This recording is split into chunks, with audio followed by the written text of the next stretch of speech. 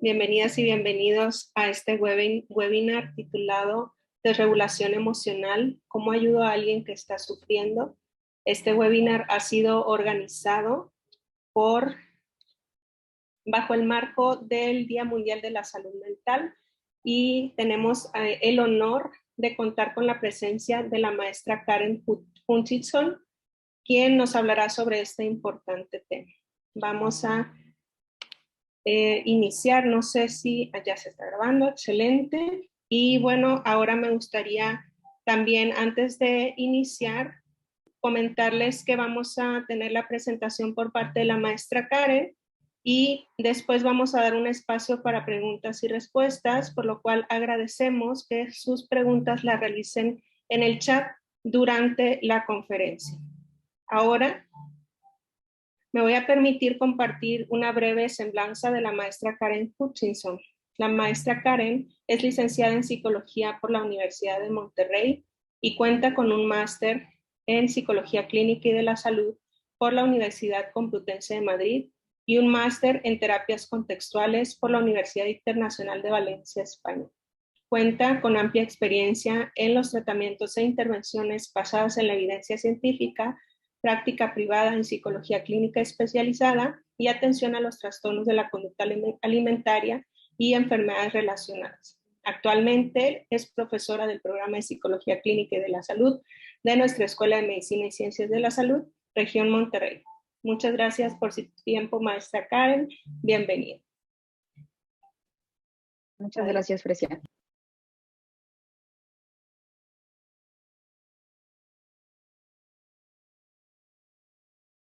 Bueno, buenas tardes a todos. Agradezco la invitación.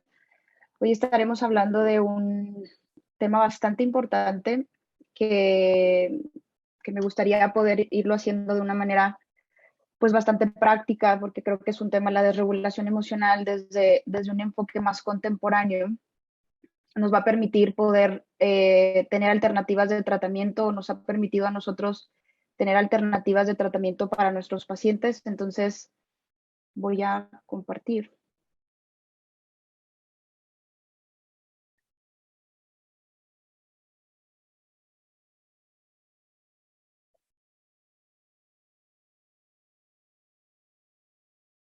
Bien, me gustaría empezar primero explicando un poco para irnos adentrando más en el tema de la desregulación emocional. Primeramente, hablar de qué son las emociones. ¿Qué son las emociones? Sabemos que las emociones son reacciones a eventos, ya sea internos o externos, que suceden en el entorno y que tienen un patrón bastante complejo y que en realidad la función es brindarnos información para saber cómo adaptarnos a este medio, ¿no? Cuando hablamos de eventos internos pueden ser la parte cognitiva, la parte de sensaciones corporales, las meras emociones como tal o las sensaciones o los sentimientos, y los eventos externos tienen que ver con situaciones a las que estamos expuestos. Si nos imagináramos un poco el patrón complejo, hablaríamos de que las emociones tienen un sistema en donde se activa y se desactiva con la función de adaptarnos a algo. Esta curva sabemos que tiene un funcionamiento para adaptarnos, como menciono, y de hecho si permaneciéramos subidos en esta activación, la realidad es que no nos ayudaría a adaptarnos y aquí es donde vamos viendo que puede convertirse en un problema. También sabemos que las emociones son reacciones en cadena, es decir, empiezan a tener, el patrón complejo consiste en que vamos teniendo diferentes sistemas que se van activando, desde el sistema neuroquímico, el sistema fisiológico, el sistema cognitivo y conductual, y van formando la experiencia emocional. Entonces, por eso tenemos reacciones a nivel físico como tensión muscular, podemos tener reacciones como tener un poco de taquicardia o presión en el pecho. De la parte cognitiva, pues todos los pensamientos que se van asociando, y lo conductual tiene que ver cómo actuamos o cómo nos adaptamos a la situación. Sabemos que las estrategias de regulación emocional o cómo vamos aprendiendo a poder que cuando esta curva encienda y esta curva descienda y nos adapte, pues lo vamos aprendiendo desde la infancia o desde nuestras primeras interacciones. Desde la psicología más contemporánea se habla de que aparecen los sistemas que están totalmente primarios, como los neurobiológicos y la parte fisiológica, unido al contexto y se van formando ciertas habilidades. Entonces, si lo pensáramos un poco como algo metafórico, sabemos que, por ejemplo, cuando somos más niños, cuando ocurre esta curva de activación, es como si imagináramos que estamos en una ola y aprendemos a surfearla, ¿no? ¿Por qué? Porque es necesario aprender a identificar, etiquetar y experimentar lo que está pasando o por qué mi cuerpo está reaccionando como está reaccionando.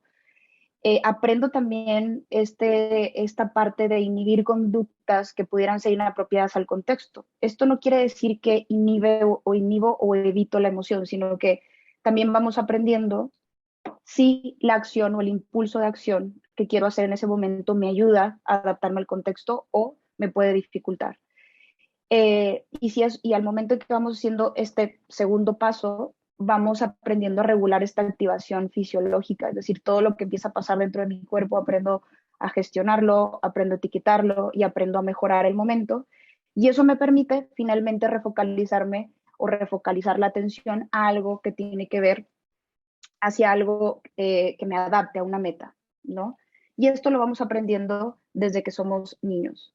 Entonces, la regulación emocional básicamente es una habilidad que la persona o que todos los individuos vamos aprendiendo para ser capaces de modificar una emoción o lograr un comportamiento que me adapte al contexto. Cuando mencionamos modificarlo, no necesariamente tiene que ver con cambiar lo que estoy sintiendo, sino más bien es eh, cómo llevar la emoción a que algo me adapte o me lleve a construir algo que es necesario, porque las emociones pues, nos ayudan a esta parte.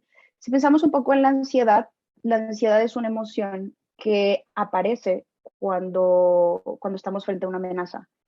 Y básicamente lo que hace esta emoción es, antes de que lo pensemos, antes de que planeemos una acción, el impulso nos lleva a adaptarnos a mantenernos a salvo. Entonces, básicamente es una habilidad que se tiene que ir aprendiendo desde la parte biológica y la interacción con el contexto. Esta habilidad también requiere que seamos bastante flexibles ante los estímulos que van generando las reacciones emocionales. ¿Por qué? Porque tenemos que estar abiertos a atender y evaluarlo y a permitirnos pasar por esa ola o pasar por esa curva para poder adaptarnos o aprender de lo que estamos viviendo. También sabemos que la regulación emocional como una habilidad ha sido bastante asociada al bienestar de todos, de los individuos, está asociada a una mejor salud mental y sobre todo es una habilidad que está muy relacionada a habilidades de afrontamiento a aquellos estados emocionales displacenteros. Es decir, la regulación emocional no necesariamente nada más nos va a funcionar para adaptarnos a una exigencia del entorno, sino que también hay momentos donde vamos a pasar por aquellos estados emocionales displacenteros. Y la regulación emocional es una habilidad que nos ayuda a afrontar esa situación. La regulación emocional, desde un enfoque más transdiagnóstico, desde una psicología más contemporánea, nos habla de que a mayores habilidades de regulación emocional, menores serán las dificultades emocionales que pudieran llegar a repercutir en el estado de ánimo y sobre todo en las conductas consecuentes impulsivas.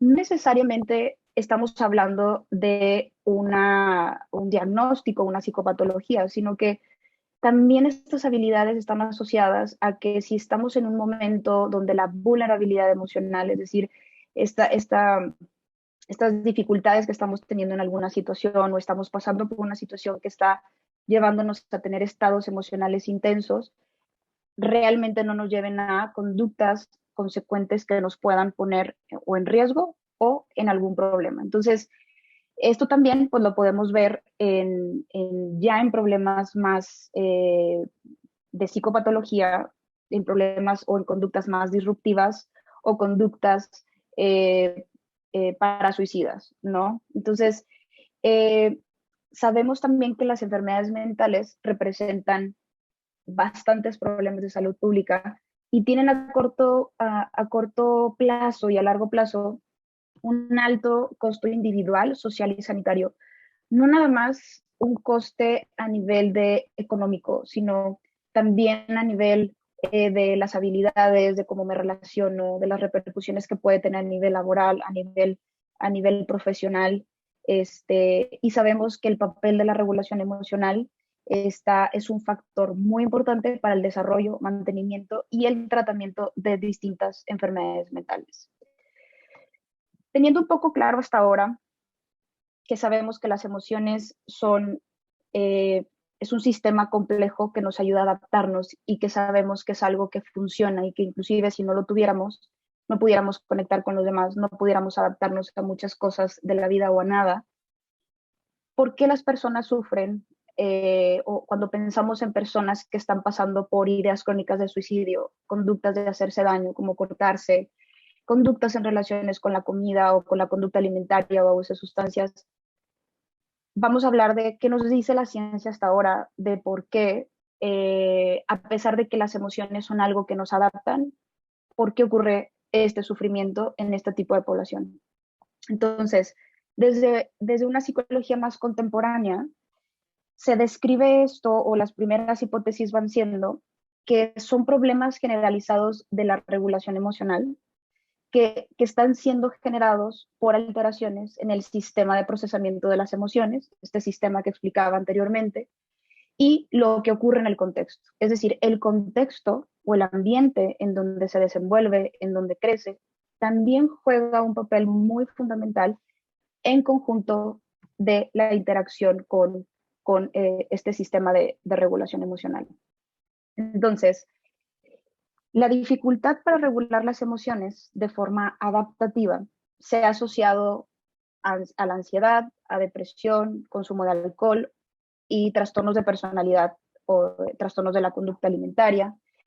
Y lo que hemos encontrado, lo que se ha encontrado ahí, es que este tipo de población o aquellos que pasan por estos problemas psicológicos y psiquiátricos presentan mayores dificultades para gestionar las respuestas afectivas, presentan mayores niveles de malestar y aumenta la predisposición a distintas psicopatologías. Es decir, estamos viendo ya en los estudios, y en eso están basadas las nuevas terapias, en donde estamos viendo que el problema central o uno de los problemas centrales está siendo que hay dificultades en esta habilidad que vamos aprendiendo a lo largo del tiempo para gestionar las respuestas afectivas.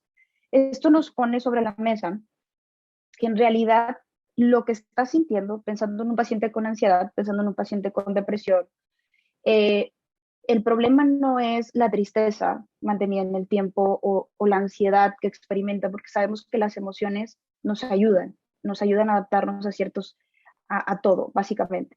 El problema viene en cómo cómo el paciente o cómo el individuo se relaciona con este tipo de experiencias o respuestas afectivas. Y eso pues genera definitivamente, vamos a hablar más adelante de la evitación experiencial como un fenómeno que va incrementando el malestar en estas personas. Entonces, por ejemplo, la desregulación emocional descrita en la literatura en el trastorno por déficit de atención con predominio hiperactivo impulsivo, empiezan a encontrar recientemente o se ha ido estudiando a lo largo de los últimos años que la labilidad emocional, la baja tolerancia a la frustración, la impulsividad emocional, la irritabilidad y los arranques de enojo pueden verse también explicados por estas alteraciones a las respuestas efectivas y afectivas hacia las emociones, y no tanto porque sea el impulso como tal, sino que también estamos viendo y se ve,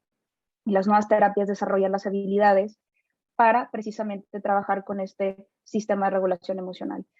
Sabemos que hasta un 70% de esta población presenta síntomas de desregulación emocional y evidentemente repercute mucho en el desarrollo. Entonces, también sabemos que la desregulación emocional se asocia ya a enfermedades mentales, no nada más se asocia a que tengas mayores dificultades para adaptarte al contexto, sino también ya estamos viendo que es una parte central de los trastornos de personalidad, de la depresión, trastornos de ansiedad, trastorno de estrés postraumático, trastornos de la conducta alimentaria y el abuso de sustancias, ¿no?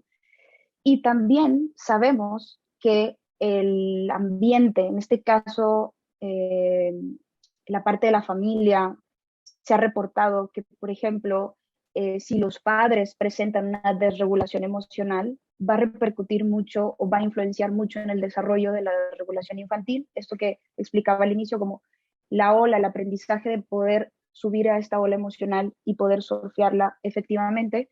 Sabemos que eso también tiene mucho que ver en cuando crecen, cuando son adolescentes, cuando son adultos, en no aprender estas habilidades necesarias y empezamos a ver conductas como sintomatología depresiva, dificultades para regular emociones, conductas disruptivas, como mencionaba anteriormente. Entonces también se ha visto asociado que el ambiente, específicamente en los padres, repercute en las habilidades de aprendizaje en la regulación emocional.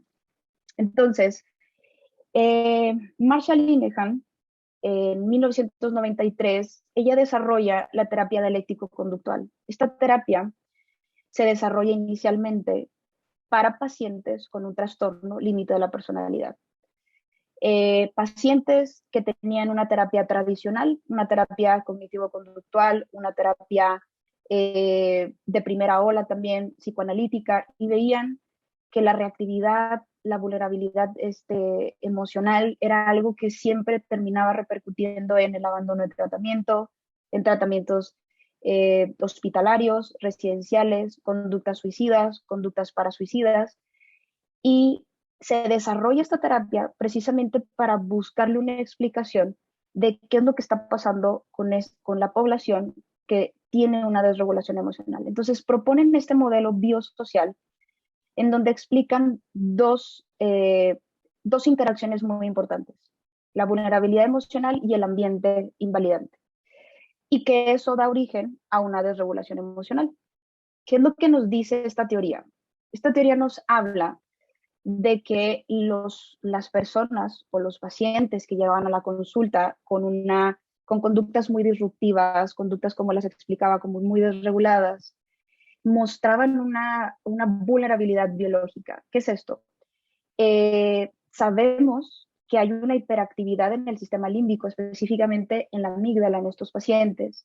Tienen un descenso en el funcionamiento de la corteza prefrontal, y sobre todo vamos viendo que tiene una hiperactividad en la ínsula. Todos estos procesos es donde está toda la parte neuroquímica, y sabemos que cuando están frente a un estímulo negativo, frente a una situación negativa, todo esto empezaba a activarse. Pero no nada más eso, empezábamos a ver también, o empezaban a ver que no nada más se activaba todo esto en estímulos negativos, sino que también veíamos o vemos que ante estímulos neutros, esto se mantiene más hiperactivo. Entonces, sabemos que hay una vulnerabilidad biológica que favorece a la inestabilidad emocional. No es el único factor, inclusive hay muchísima gente que presenta esta vulnerabilidad biológica, pero vamos a ir viendo cuál ha sido la interacción en el ambiente y si se han formado habilidades o no, que creo que ahí es donde está la diferencia. La vulnerabilidad emocional también la podemos ver en que estas personas las describimos o se describen ellas mismas como más sensibles a este encendido, esto que explicaba en la curva, es rápidamente, abruptamente, como si fuera una montaña rusa, son más sensibles, es decir, un estímulo que cuando lo comparan con los demás parece ser que a los demás no les genera la misma intensidad, probablemente genera la misma emoción, pero no la misma intensidad, no sienten la misma montaña rusa de emociones, y sobre todo que la respuesta fisiológica es más extrema. Eso es muy importante tenerlo en cuenta, porque si la respuesta de activación fisiológica es más extrema, aumenta la sensación de descontrol o el miedo al descontrol.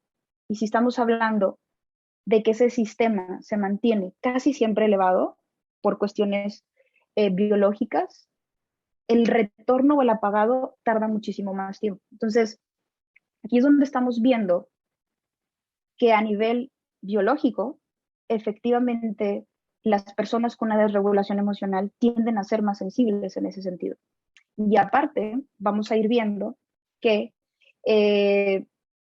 cuando estamos mucho tiempo en este pico o en esta subida de emociones intensas, la vulnerabilidad aumenta. Esta sensación de no saber cómo controlarme, la activación fisiológica, que es bastante incómoda, es lo que favorece que los pacientes empiecen a recurrir a conductas para descender esa curva rápidamente o llegar más rápido a ese apagado, que está siendo evidentemente lento. Entonces, por ejemplo, hay estudios que dicen que en el trastorno de estrés postraumático a muy temprana edad, pues las regiones como la amígdala están siendo afectadas y sabemos que la hiperactividad límbica por una situación de estas eh, es o puede ser modificable con terapias ya probadas. Entonces, ahí es donde empiezan a basar el desarrollar esta terapia, es decir, todavía podemos hacer estos cambios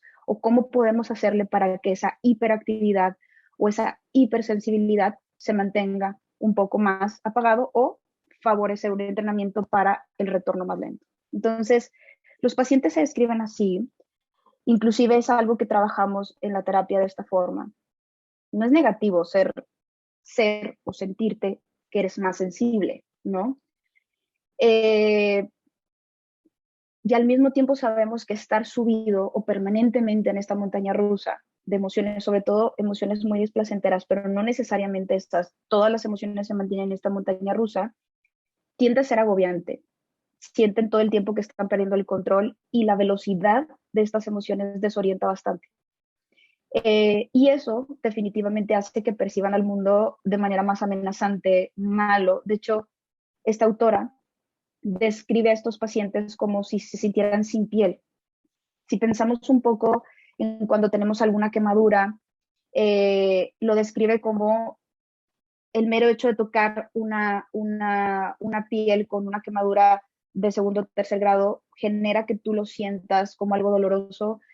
Ella describe que estos pacientes se sienten así, es decir, con el simple hecho de estar de cerca a ciertos estímulos parece ser que hay un encendido bastante importante y eso hace que perciban al mundo de manera más amenazante.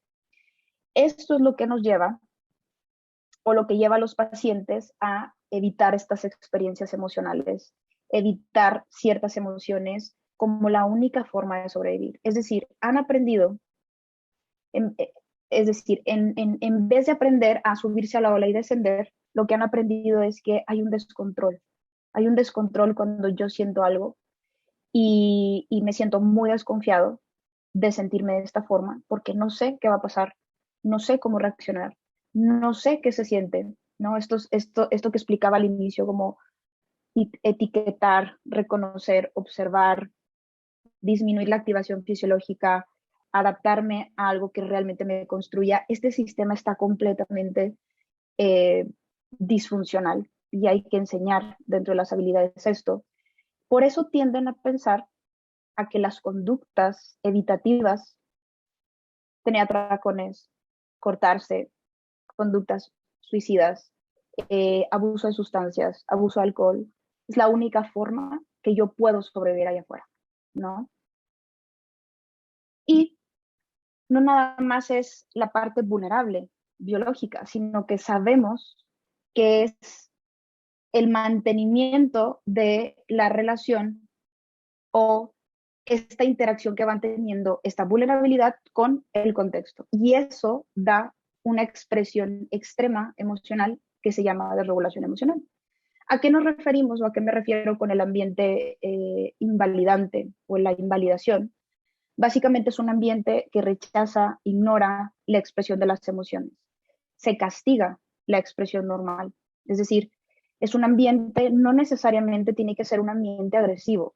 También es parte del ambiente invalidante un ambiente agresivo, un ambiente donde hubo abuso, un ambiente donde no se enseñó a lo que se debe sentir, sino también un ambiente invalidante tiene mucho que ver con todo lo que vamos aprendiendo también en el contexto social todos. Es decir, aprendemos a que hay formas en cómo nos deberíamos de sentir, que hay formas en cómo deberíamos de reaccionar, que hay emociones buenas, que hay emociones malas, que si estás triste no deberías sentirte triste, que si estás enojado deberías guardarte el enojo por no tener un problema. Entonces, ese también es un ambiente que rechaza o ignora la experiencia emocional.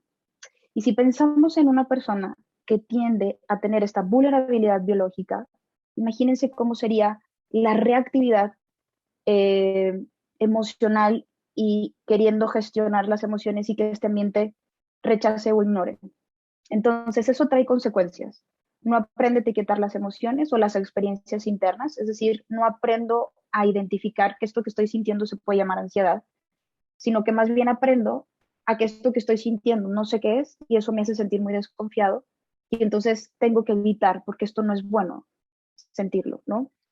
Evidentemente forma algo que tiene que ver con la autoinvalidación, es decir, aprenden a ellos mismos ignorar y rechazar su estado emocional porque es algo malo o es algo que es castigado en el ambiente, ¿no? Entonces, otra de las cosas que también se forma es este refuerzo intermitente que le llamamos en la conducta, que es que no es atendido con expresiones normales. Es decir, pueden llegar al contexto y decir, me siento ansioso, me siento triste, o inclusive pudiéramos pensar en una situación realmente estresante como un abuso, y se responde a ese tipo de expresión normal como algo que estás exagerando, esto no deberías de sentirlo, simplemente ignóralo, olvídalo. Y entonces, si no es atendido con estas expresiones normales a través de la validación, ¿no?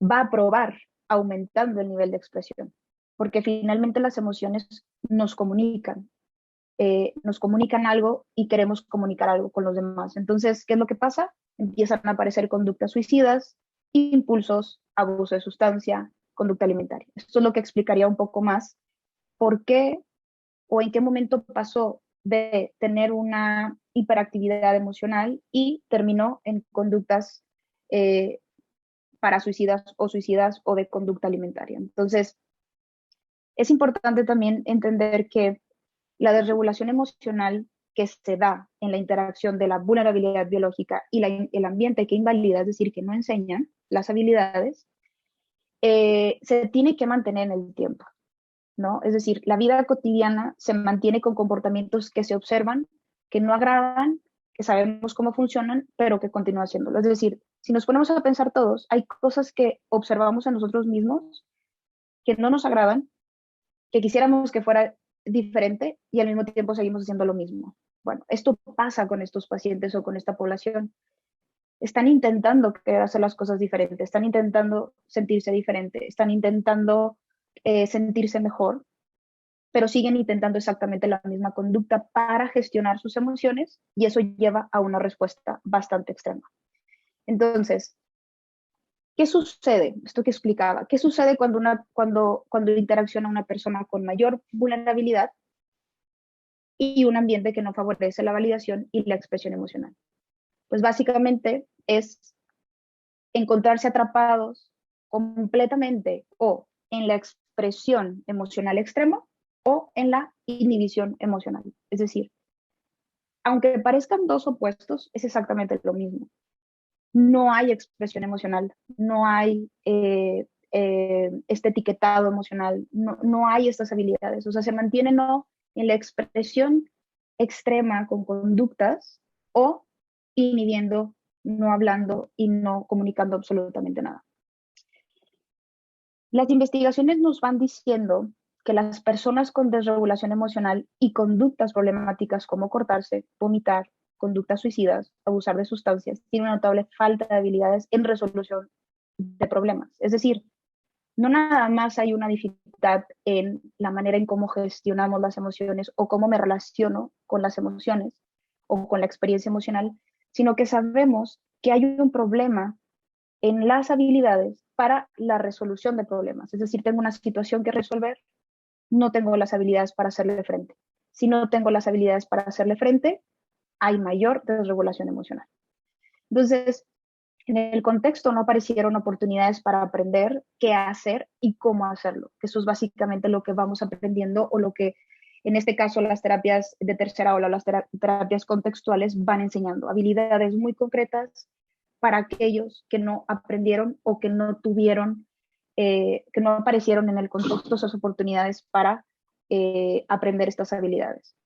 También sabemos que el maltrato y el abuso por sí solos son predictores de desregulación emocional y está muy relacionado con la forma extrema de invalidación que evoca respuestas emocionales intensas y que en ocasiones acompañan a conductas invalidantes. Esto que explicaba anteriormente. No necesitamos tener esta vulnerabilidad biológica. Sabemos ya que el maltrato y el abuso de cualquier tipo son predictores directos de desregulación emocional. Se juntan, ¿por qué? Porque se juntan con el ambiente invalidante en muchas ocasiones y eso hace que la reactividad emocional esté bastante fuerte.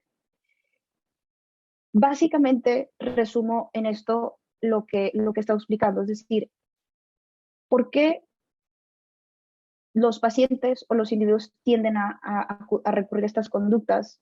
¿O qué pasa? ¿Por qué el problema, por qué es un problema la regulación emocional? ¿Por qué? Porque hay un alivio que genera a corto plazo las conductas disfuncionales, ¿no? Y eso hace que sea más probable que se vuelva a repetir la próxima vez que la persona o el paciente enfrente los mismos estresores, tanto internos como externos, de la misma forma. Es decir, cuando están intentando sentirse mejor y recurren a estos comportamientos porque es lo único que saben o han aprendido a hacer, se refuerza el aprendizaje. Es decir, vuelvo a intentarlo porque está funcionando para bajarme de esa montaña rusa emocional. Esto que explicaba anteriormente. La única forma de sobrevivir es evitando la experiencia emocional.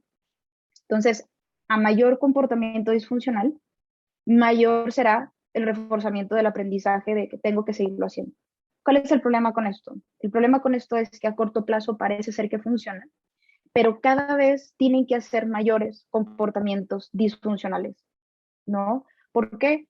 Porque o no van a presentarse ante las mismas situaciones, va a haber situaciones que estresan todavía más, o, como mencionaba, a mayor desregulación va a haber mayor invalidación y eso provoca mayor desregulación. Entonces, cada vez van a tener que intentar comportamientos más disfuncionales, ¿no? Y que esto es lo que nos va diciendo también la ciencia. En múltiples estudios se ha analizado la relación o la fuerte relación que hay entre la impulsividad y la evitación de la experiencia emocional como un factor predictor de la ideación y conducta suicida, ¿no? Es decir, muchas veces en la parte clínica, en la práctica, inclusive si hay alguno que ha tenido una situación cercana con algún familiar, ha notado que cuando hay conducta suicida o cuando hay ideación suicida, esto no fue la primera conducta impulsiva que empezó. Empezaron a ocurrir otras previas, desde arranques de reactividad emocional, como conductas muy oposicionistas tal vez, conductas alimentarias como el vómito, como los atracones. Y esto que decía, a mayor desregulación, mayor conducta, y eso va a hacer que finalmente vayamos repercutiendo en conductas cada vez más graves, ¿no? Hay estudios que nos dicen que en jóvenes sostienen que la ideación suicida responde a estados emocionales intensos. ¿Por qué? Porque tienen dificultades para identificarlos y no tienen habilidades para resolver problemas. Esto mismo que explicaba. Las personas con un trastorno límite de la personalidad muestran una regulación emocional y conductual, ¿sí? Y el comportamiento más frecuente es el comportamiento suicida, ¿no? Se suelen lesionar a ellos mismos, y la función o la razón más común es la búsqueda justamente de gestionar estos estados emocionales, ¿no? También mencionaron que el papel de las emociones o el papel que juegan las emociones en la presencia de atracones o las sobreingestas, precisamente también es esta búsqueda en la regulación del afecto. Entonces, si vamos observando, podemos ver que no necesariamente tenemos que tener un trastorno por déficit de atención, no necesariamente tenemos que tener un trastorno de la conducta alimentaria o conductas suicidas o parasuicidas, sino que van empezando con conductas, parece ser que más nobles, pero finalmente terminan en diagnósticos como estos o en psicopatologías más disfuncionales. Entonces, el tratamiento dialéctico, la terapia dialéctico-conductual, como mencionaba anteriormente, se desarrolla para pacientes con un trastorno límite de la personalidad, porque principalmente estos pacientes presentaban una desregulación en todos los niveles, pero principalmente en la desregulación emocional. Ahí es donde se basa el modelo que explicaba anteriormente. Ya sabemos ahora que no necesariamente tenemos que tener un trastorno límite de la personalidad para que esta terapia sea efectiva. Hay muchos estudios recientes que en bulimia, en adolescentes, se están haciendo bastantes protocolos, se están haciendo bastantes intervenciones en escuelas para probar la efectividad de esta terapia, porque lo que hace es desarrollar habilidades muy específicas para gestionar las emociones intensas. De hecho, hay estudios que nos dicen que si en la adolescencia, con todo y que no haya eh, problema psicopatológico, ansiedad, depresión, conductas de riesgo, si nosotros enseñamos estas habilidades, sabemos que vamos a tener una mejor salud mental más adelante, ¿no? Porque estábamos hablando hace un momento que el problema no es lo que están sintiendo, sino cómo se relacionan con esos estados emocionales. Y si son pacientes o son personas que tienden a la vulnerabilidad, pues tienen mayor probabilidad de sentir que no tienen control, de no saber cómo regular los estados emocionales y caer en estas conductas. Esta terapia muestra bastante efectividad para reducir el comportamiento suicida, el abandono del tratamiento psicológico y psiquiátrico, las hospitalizaciones, el abuso de sustancias, los intentos y cambios de estado de ánimo y las dificultades interpersonales. Esta terapia desarrolla habilidades en todos los niveles: desregulación emocional, desregulación conductual, desregulación del self, desregulación en las relaciones interpersonales, porque finalmente, como veíamos, eran reacciones en cadena que terminan repercutiendo en todos los niveles. ¿Qué nos dice la terapia dialéctico-conductual? Trabaja en aceptar dos hechos que pueden parecer contradictorios. Es decir, si nos volvemos a posicionar o colocar en los pacientes que tienen esta tendencia a la vulnerabilidad biológica, a tener una intensidad más alta de emociones y aparte no ha aprendido las habilidades, uno de los supuestos o de los hechos que intenta enseñarnos a nosotros como terapeutas y enseñar a quien está acompañando a su ser querido con estos problemas es que el paciente está haciendo lo mejor que puede y que puede hacerlo mejor. Es decir, no es estar de acuerdo con el comportamiento suicida o el comportamiento alimentario como atracones, como una forma de regular las emociones. No estamos de acuerdo con eso.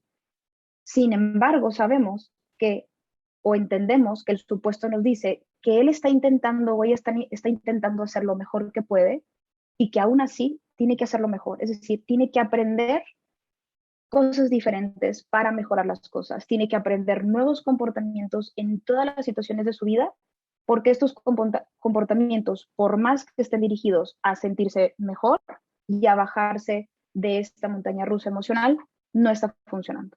Entonces ahí es donde aparecen las habilidades para generar nuevos comportamientos. La terapia de aceptación y compromiso también es una terapia contextual que empieza a proponer la flexibilidad psicológica. ¿Qué es esto? Enseñarnos a la población o enseñarle a nuestros pacientes que no se trata de aguantar o resistir el malestar, sino que se trata de poder provocar las condiciones añadiendo un contexto motivacional a través de acciones valiosas para que el cliente o el paciente actúe en presencia de malestar. Es decir, sabemos que estas personas o nuestros pacientes van a tender a tener esta vulnerabilidad biológica, ¿no? Y hay muchísimas estrategias cognitivo-conductuales que nos ayudan, como la higiene de sueño, no abusar del alcohol, tener horas para dormir, tener una alimentación adecuada. O sea, hay cosas que podemos hacer todos para reducir esa vulnerabilidad emocional. Y al mismo tiempo sabemos que esta desregulación emocional, no importa si es un estímulo negativo o un estímulo neutro, va a subir rápidamente. Entonces, esta terapia, la terapia de aceptación y compromiso, habla mucho de ayudarle al paciente a que aprenda a tener una mayor flexibilidad hacia aquellas cosas que no podemos cambiar en este momento. Es decir, aquellos momentos o aquellas emociones que estoy aprendiendo a relacionarme tal vez de manera diferente, pero que en este momento no puedo cambiarlo, relacionarme de una forma más amable en presencia de algo que me construya o que me acerque a una vida que realmente valga la pena ser vivida, y al mismo tiempo estar haciendo algo para que esto mejore. Entonces, vamos proponiendo tratamientos, no nada más, de hecho, no es cambiar las emociones, ni es cambiar los pensamientos, sino es observar lo que está sucediendo, trabajar en habilidades de tolerar este malestar y mejorar el momento, ¿no? Porque sabemos que hay una vulnerabilidad. Y la práctica esencial es, una persona necesita sentirse aceptada antes de cambiar o antes de poder cambiar. Aceptada no quiere decir que estemos de acuerdo con el comportamiento, pero sí darle espacio a que tal vez nosotros no podemos entender que esas emociones se están sintiendo de una forma que yo no experimento. Si yo intento ponerle mi experiencia al otro, estoy invalidando su experiencia. La terapia eléctrico-conductual habla mucho de que no hay una verdad absoluta, ¿no? Sino que hay una forma de estar y de relacionarnos con el contexto, con las experiencias. Entonces, para que oiga lo que tienes que decir, quieres saber si tú también estás escuchando. Eso sobre todo lo trabajamos mucho con los padres o con la gente que acompaña a estos pacientes, para que acepte tu consejo o para que pueda voltear a ver que estás intentando ayudarlo, tiene que sentir que es aceptable esto que está viviendo, primero, para que tú puedas exigir o para que podamos exigir este cambio sin sentir que está algo mal con ella, sino que tiene que ver con el comportamiento que está utilizando para gestionar esto. Él o ella necesitan tiempo para aprender respuestas a sus nuevos comportamientos. Esto también es muy importante. Necesitamos tiempo prolongado para aprender respuestas diferentes o comportamientos diferentes ante las mismas situaciones. Los comportamientos pueden cambiarse, pueden no basarse en su personalidad. Y esto creo que es de las cosas más importantes. Es bien valioso aprender a separar a la persona de sus comportamientos. Sus comportamientos son lo que hace, no quién es. Porque a veces podemos como relacionarlo y esto hace que el paciente o nuestro ser querido se sienta muy invalidado, porque verdaderamente no estamos entendiendo cómo es sentir las emociones en este nivel. Y bueno, básicamente es eso lo que quería compartirles. Por acá les dejo recursos, hay muchísimos recursos que podamos utilizar. Estos son algunos ejemplos que creo que son de los más importantes y pues dejamos tiempo para preguntas. Muchas gracias, maestra Karen, por compartirnos sus conocimientos. Es muy valiosa toda la información que nos ha compartido.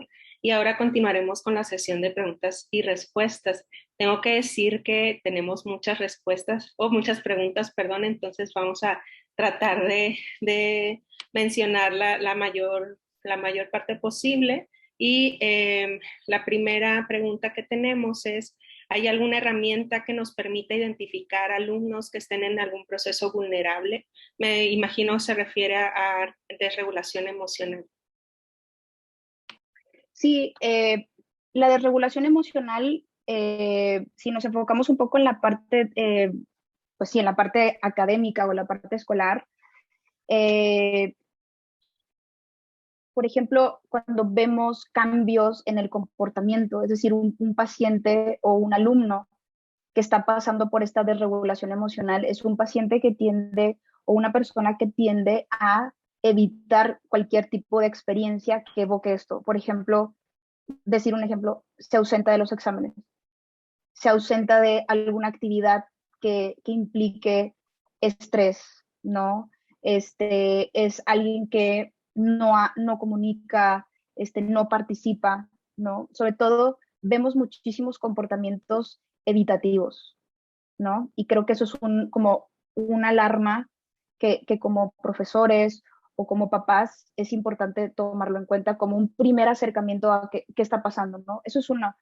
Creo que como papás es un poco más sencillo, como hermanos, porque en el contexto académico los vemos un ratito, pero si ya estamos hablando del contexto de la familia, vemos estas explosiones, esta reactividad. De hecho, muchos papás tienden a decir, es que esto no me pasa con los otros. O sea, les pido lo mismo, les exijo igual y hay una reactividad muy importante emocional frente a esto mismo, ¿no? Excelente, muchas gracias, Karen. Ahora preguntan, ¿por qué refieres solo la regulación emocional pensando solo en emociones y no en sentimientos? Pregunta que si no parece algo reduccionista. Pues lo que pasa es que desde este enfoque, la parte de los sentimientos tiene mucho que ver con la experiencia emocional. La desregulación habla un poco más del sistema, de qué es lo que pasa dentro de nosotros para gestionarlo, ¿no? Desde este enfoque lo describe de esta forma. Ok, muy bien. ¿Y hay alguna evidencia en las manifestaciones clínicas de desregulación emocional entre hombres y mujeres? ¿O alguna que tú conozcas? Por ejemplo, si pensamos en pacientes con un trastorno por déficit de atención, sabemos que la desregulación es mayormente en hombres que en mujeres. ¿Qué es lo que vemos en la clínica? Por ejemplo, en mujeres con un trastorno por déficit de atención vemos un temperamento más perfeccionista. Entonces, realmente, como explicaba al principio, la desregulación emocional no necesariamente es la reactividad, sino también puede ser hacia adentro, la inhibición emocional. Entonces, finalmente, pues podemos ver exactamente lo mismo, pero no hay algo que nos diga en hombres es más. Yo creo que depende mucho de la comorbilidad y cómo lo vamos observando.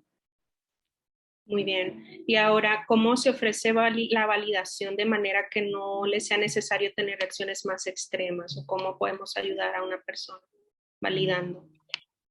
Al final de la charla ponía como ciertos ejemplos que tienen mucho que ver con la validación. La validación es una herramienta muy útil y que de hecho está basada en la terapia dialéctico-conductual ahí, que tiene que ver con aquello que explicaba al principio, como darle espacio, darle lugar a aquello que parece ser que no tiene mucho sentido o que no tiene validez.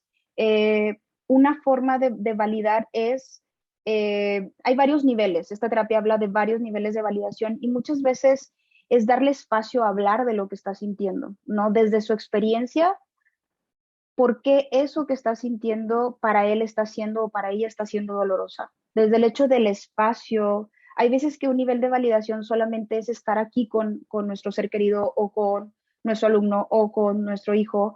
Y sobre todo, otro nivel de validación es ayudarle a poder etiquetar aquello que él no puede etiquetar. Excelente, muy bien.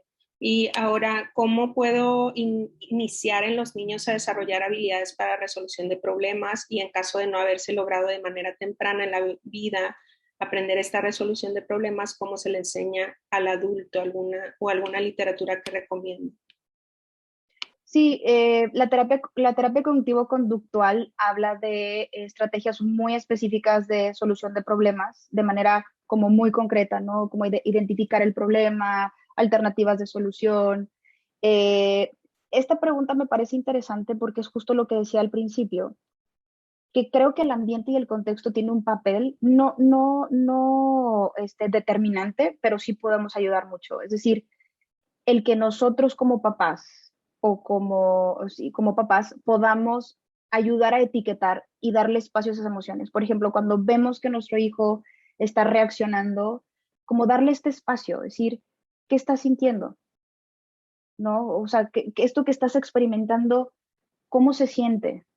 De hecho, cuando somos más niños, no están estas interacciones que explicaba del contexto social. No deberías, deberías, esto está malo, esto está bien. No es como, los niños te lo ponen sobre la mesa. Estoy como muy enojado y su expresión es como muy primaria. Estoy muy enojado, estoy como, tengo mucho miedo, ok, ¿por qué tienes miedo? O sea, como creo yo que el acompañamiento de etiquetar es y de reconocer que eso que estás sintiendo, tal vez decir como entiendo que tengas mucho miedo. ¿Qué te parece si hacemos esto? O sea, uno va moldeando también eso desde niño.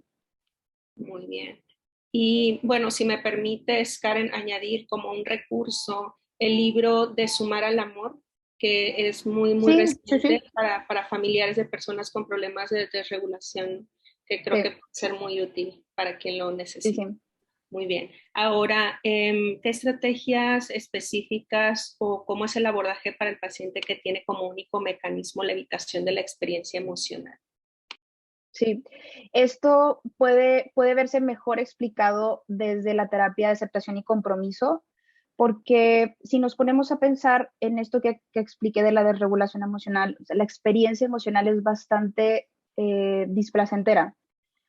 La terapia de aceptación y compromiso describe que en realidad inclusive es como un mecanismo de todos los seres humanos, esta tendencia a que cuando estamos en una situación dolorosa queremos resolverla ya.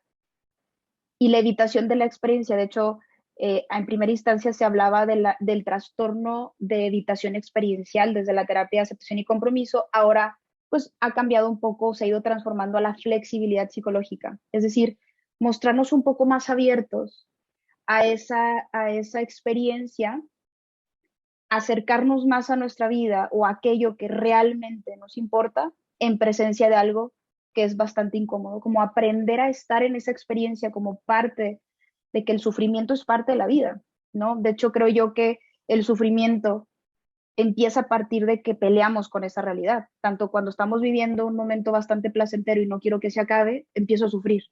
Y si estoy viviendo un momento displacentero y quiero que ya acabe y estoy luchando para que acabe, también puedo sufrir más. Entonces, estas terapias contextuales hablan de que el sufrimiento es parte de la vida, a veces más, a veces menos, y que es más efectivo relacionarme de una manera más flexible, estando abierto a esto en presencia de algo que realmente me importa, ¿no? Muy bien, voy a tratar de hilar las últimas preguntas para que sea solamente una última. Preguntan que cómo podemos ayudar a un niño en crecimiento a no desarrollar la desregulación emocional desde diversas esferas, ¿no? Padres, maestros, etcétera. Y otra es si es necesario utilizar medicamentos de manera adyuvante para personas con desregulación emocional y cuánto tiempo se necesita como para entrenar o aprender a manejar o regular las emociones, que sea más o menos normal o aproximado, un promedio. Mira, la terapia dialéctico-conductual tiene un formato muy estructurado, que es básicamente un año. ¿Por qué? Porque pasas por todas las habilidades 2 veces, ¿no? Entonces, va a depender obviamente del paciente, pero si hablamos de protocolos, la terapia dialéctico-conductual habla de un año, ¿no? Para el desarrollo de habilidades. Pero la verdad es que en la experiencia clínica, desde que empiezas a trabajar tú como terapeuta o como papá la validación, empiezas a ver un cambio en eso. ¿Por qué? Porque yo lo que explicaba es que a mayor invalidación, mayor reactividad emocional. Entonces, si aprendemos primero esta herramienta tan valiosa desde la persona y desde quien lo acompaña, vas a notar que la desregulación baja muchísimo. Tal vez no cambie el comportamiento, porque también mencionaba que esto también es en el tiempo, en el entrenamiento y en el ensayo, porque están aprendiendo nuevas formas de comportarse, nuevas formas de afrontar el dolor y del sufrimiento. Entonces lleva tiempo, como cualquier otro entrenamiento. Eh, la pregunta del papel de todos en la infancia, lo mencionaba ahorita un poco hacia grandes rasgos. En los niños es muy importante que el ambiente, como les explicaba esta metáfora de la ola, ayudemos a que no rechacen las experiencias emocionales. Si hablamos desde esta teoría biosocial que ha sido probada por varias terapias, la desregulación emocional, pues ahí está desde la parte biológica. De hecho, hay muchos estudios recientes que nos van diciendo que podemos ya pensar en diagnosticar desde antes de la adultez eh, la desregulación, un trastorno límite, precisamente por eso, porque vamos viendo que desde niños, de hecho tú hablas con los papás y te describen que son niños que eran más reactivos de lo normal emocionalmente, ¿no? Como se enojaban mucho, sentían tristeza y no podían dejar de sentir la tristeza. De hecho, hay papás que te dicen, yo tenía que abrazarlo, tenía que calmarlo para que regresara a este estado de tranquilidad. Y eso es como una forma de ayudarlo, como ayudarlo a que regrese a esa línea base, ¿sí? Y que aprenda que una vez que inicia esa montaña rusa, hay una forma de bajar. Porque algo que pasa en la adultez cuando no se aprenden las habilidades es que tienen mucho miedo a que eso no baje, porque es muy incómodo. Entonces, si tú ayudas a etiquetar, a nombrar y a llegar a mejorar el momento, creo que es una gran habilidad. Excelente. Muchas gracias, Karen, por tus valiosas A aportaciones. ustedes. Nos falta tiempo para poder aprender tanto y esperamos poder contar con tu presencia en adelante. Antes de Claro. terminar, me gustaría mencionar a las personas presentes que en el marco del Día de la Salud Mental se realizó una convocatoria en la cual solicitamos o invitamos a los miembros de nuestra comunidad a hacer un video o una herramienta de promoción de la salud mental, y ahora queremos presentar a las personas que fueron acreedoras del premio. La primera o el primer lugar es para Andrea Miranda Cárdenas, y tuvimos un empate en el segundo lugar con Gabriela Montserrat Torres Caso y Juan Carlos Ocampo Alvarado. Muchas felicidades y muchas gracias por participar, e igualmente a todas las personas que participaron. Les pedimos a los ganadores que estén pendientes de su correo institucional, puesto que el Comité de Salud Mental se pondrá en contacto con ustedes para darles información sobre la premiación. El primer lugar se va a llevar 5,000 pesos en Textor, y el segundo lugar pues se va a dividir el premio, lo cual quedaría en 1,000 pesos para cada uno de ustedes. Y de nuevo, muchas gracias a nombre de la Escuela de Medicina y Ciencias de la Salud, de TechSalud. Agradecemos su participación y su presencia en este webinar, y esperamos verlos pronto en otras webinars y conferencias. Que tengan linda tarde y bonito fin de semana. Hasta luego. Gracias, hasta luego.